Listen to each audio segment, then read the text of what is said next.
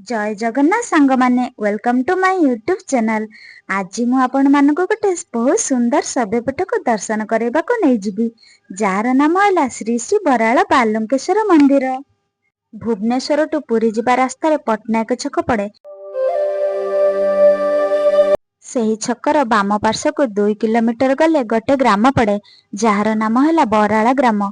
केही केही मध्य एही शैवपीठ को गुप्तकाशी बोली कहती।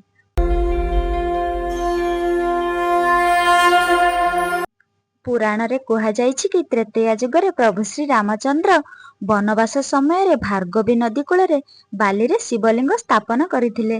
तेणु ए शिवलिंग बालुंकेश्वर नाम रे परिचित। बाबा बालुंकेश्वर, बाबा बालुंकेश्वर। एबे मु सही मंदिर सामने थिबा कूप पाखरे पहुंचिली जे कूप पानी रे प्रभु बराल बालुंकेश्वर को स्नान करा जाए।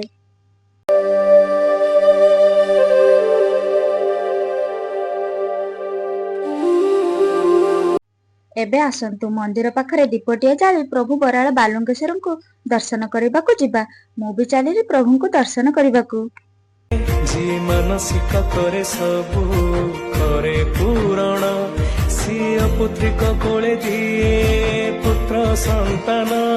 जी मानसिक करे सबु करे पूरण सिया पुत्री को कोले दिए पुत्र संतान।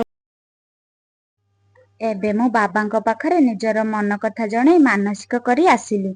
आपण माने भी घरे बसी मानसिक रखि परिबे। आ मानसिक पूर्ण हेले एठार थिबा नना मानक सहित जोगाजोग करी पूजा पई आसी परिबे।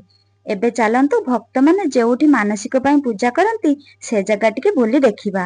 आ हां सांग माने मो भिडियोटी केमिति लागिला कमेंट रे जणेबे। कमेंट रे बाबा बराले बालुंकेश्वर लिखि देबे। आ मो भिडियोटी को लाइक कमेंट शेयर करेंगे। मो चैनल टी को सब्सक्राइब कर देबे। जय जगन्नाथ। जय